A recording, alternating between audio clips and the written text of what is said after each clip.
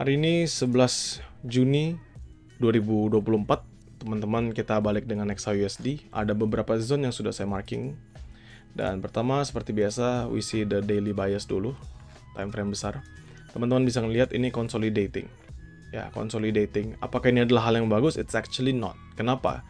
Bagi buyer, it's not a good news ya. Karena dia membentuk yang namanya equal low. Teman-teman bisa ngelihat. Di sini dia membentuk yang namanya equal low. Kalau saya pindah ke Saxo, biar nanti teman-teman bisa paham. Ya, teman-teman bisa ngeliat di sini. Ini saya hapus dulu aja. Nah, dia membentuk yang namanya equal low ya. Equal low itu apa sih? Setara. Dia ngebentuk low yang sama. Artinya ini masuk dalam fase sideways. Kalau teman-teman makan yang lihat dari higher-nya, dia malah membentuk di sini. Pertama kan di sini high, misalnya kita tulis ya. Saya tulis H. Lalu di sininya membentuk HH atau higher high kan. Tetapi nextnya dia bukan membentuk higher high baru, melainkan LH, lower high. Ya, padahal jadi ini high. Kalau misalnya dari bawah ya kita hitungnya dari bawah. Saya hitung dari sini aja ya. Di sini membentuk, di sini membentuk yang namanya higher low. Benar? Benar ya.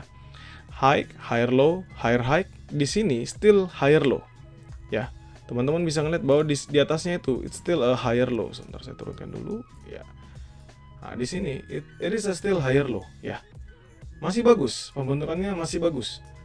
Tetapi sekarang ini sudah mulai bukan membentuk higher low, melainkan lower low. Ya, teman-teman bisa melihat bahwa ini pembentukannya lower low. Dan hampir mau equal dengan pembentukan sebelumnya. Makanya ini menjadi base ya. Saya selalu bilang ini menjadi base.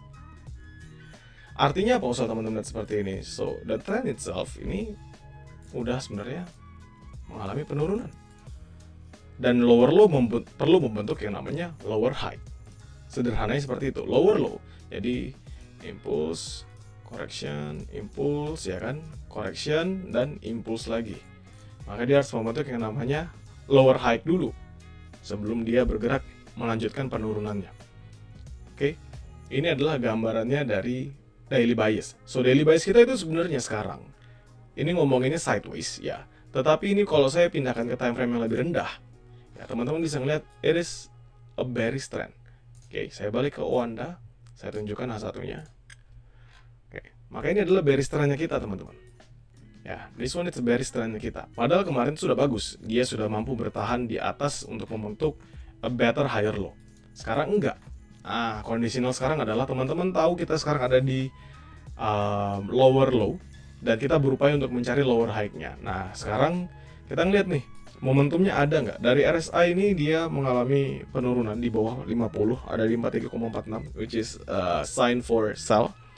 MACD-nya juga ada potential dead cross, jadi still akan mengalami penurunan.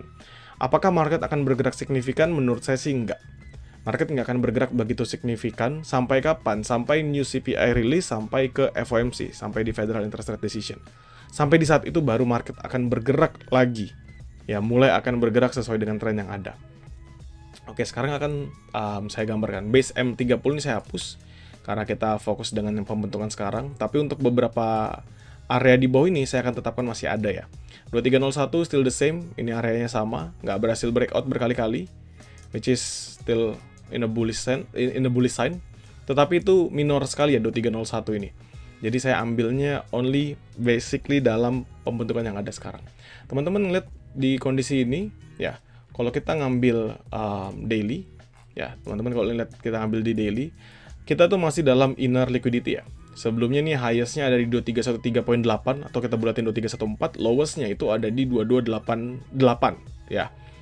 Sedangkan di sini still within inner liquidity, masih dalam pergerakan sama ya. Dia nggak nge-break sama sekali candlestick sebelumnya. Ya, dia nggak nge-break sama sekali candlestick sebelumnya, sehingga kita bisa marking the PDH sama PDL-nya dia. Jadi kalau kita tarik di sini, PDL-nya kan 2286, saya sudah 2288 tadi saya bilang. Dengan PDH-nya adalah di sini 2314. Saya buletinnya 2314. 2314 ya.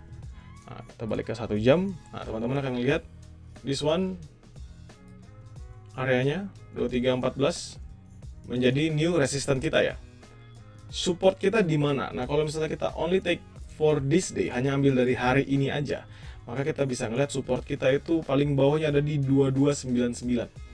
Ya, 2299. Oke. Berarti ini areanya 2299, this one. Ya. Jadi saya tulis 2299. Ini adalah yang di hari ini. 2301 ini jadi patokan apa? Patokan kita untuk melihat equilibriumnya dia. Nah, sekarang teman-teman lihat ada base nggak yang terbentuk? Kalau misalnya kita ngambil M30, kita bisa ngeliat there is a base ya di sini. Ini ada base kebentuk di sini, which is yang bikin dia nahan kemarin, bikin dia nggak bisa breakout dari 2314 ya, dia ketahan. Ada base terbentuk di sini dan teman-teman bisa ngeliat ketika dia drop dia ketahan di area yang sama. Artinya apa? Base ini base yang kuat dan jika nanti dia melanjutkan penurunannya, ini penurunan cukup signifikan.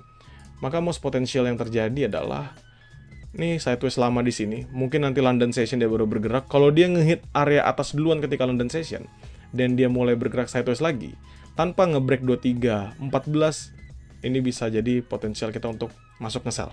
Jadi 2314 ini resisten kita bisa masuk nge-sell. Tetapi teman-teman ingin tahu, teman-teman perlu tahu ya bahwa sideways ini akan cukup lama. Ya, ini kan masih jam setengah, mau jam setengah 12 dan ini sideways masih akan cukup lama. Dan kalau misalnya teman-teman perhatikan di H1, ya, teman-teman perhatikan di H1, ini kan yang nahan cuman pergerakan-pergerakan yang sama ya. Dengan potensial dia drop itu jauh lebih besar. Ini ada gap memang besar di sini, ada gap. Kalaupun dia nanti akan nge-close gap tersebut, ujung-ujungnya juga tetap akan mengalami penurunan. Ini saya hapus aja 2307, 2304 biar teman-teman nggak bingung. Ini saya lebarin di sini. Ya. Ini jaraknya adalah 2308 sampai 2314. Kalau misalnya saya ubah jadi line, sih, sama ya. Teman-teman bisa perhatikan, ini atasnya nggak sampai sejauh itu, hanya di 2313 saja, karena dia nggak nge-close di atas dari 2314. Ya, jadi apa yang bisa kita perhatikan, maka yang teman-teman bisa perhatikan sekarang adalah 2314 ini sebagai the highest-nya. Ya, resisten utamanya kita. So, selama dia nggak breakout 2314, teman-teman bisa nge-sell, satu. Dan teman-teman bisa nge-buy di mana? Jauh sebenarnya teman-teman. Buy yang oke itu masih jauh. Yaitu di sini, 2290, 2286. Ini pun high risk, apalagi kalau nanti dihajar drop yang cukup signifikan ya. Cuma kalau dia sebatas sideways, maka ini area bagus buat kita entry. Nah, terus gunanya 2301 sama 2299 ini apa, Kek? Sederhana. 2301 ini sebagai tanda awal, jadi first milestone. If dia memang strong drop di bawah 2301, maka potensial dia lanjut turun. At least dia kembali dalam pembentukan di sini. Misal kalau saya ambil dari atas ini aja. Ya, ini kita ambil, ini ada hidden base harusnya di M30 sih. Ya, di sini. Ini dia hidden order block kecil, hidden OB. Dia ada drop, ini adalah di 2293, 2291. Jadi potensial kalau dia breakout 2301 dengan confirm lagi di 2299, maka dia bisa ke 2293, 2291. Ya, jadi cukup signifikan penurunannya itu. Nah, kalau memang sejauh itu bisa nurunnya, kenapa nggak sell dari sekarang? Masalahnya, there's no confirmation. Konfirmasi saya yang pertama adalah dia harus break dulu 2301. Masalahnya dia dari tadi nggak ada break 2301. Gitu loh kenapa tadi saya nge-sell sama grow count tapi saya nggak re-entry lagi. Karena berkali-kali dia drop, dia makan liquidity sampai habis, di sini dia drop sampai 2298, di sini dia drop sampai 2299, di sini dia drop sampai 2300, ya, dia ngambil paling atas 2303, dia drop sampai 2300. Tapi dia nggak ada yang sama sekali close di bawah 2301, which is not a good things untuk teman-teman yang mau entry sell. Jadi kapan entry sell-nya? Nanti, bener-bener tunggu ketika dia real breakout. Nah, pergerakannya kapan, King? Untuk dia bisa membentukkan ini daily masih gambarnya sideways. Betul, daily gambarnya masih sideways. Pertanyaannya adalah, kapan dia akan bergerak yang cukup signifikan? Jawaban saya sebenarnya sederhana. Ketika interest rate decision-nya sudah rilis. Jadi, dari CPI, Kamisnya masuk interest rate decision, FOMC, itu baru dia bergerak sesuai dengan tren yang harusnya ada. Dan kita bisa trade menggunakan pandangan seperti itu. Jadi sebelum itu terjadi dan ini masih di hari Selasa, ya kita trade seperti layaknya seorang trader biasa. Begitu. Ini untuk area-area yang di atas, no need to be worry buat dulu. Karena masih jauh ya, itu masih jauh areanya. Yang penting kita ngeliat dalam pembentukan yang terjadi di conditional sekarang ini. Dan semoga membantu, jadikan mapping ini sebagai referensi kalian. Jangan dijadikan sebagai acuan utama, karena yang bisa menyelamatkan diri kalian hanyalah kalian sendiri.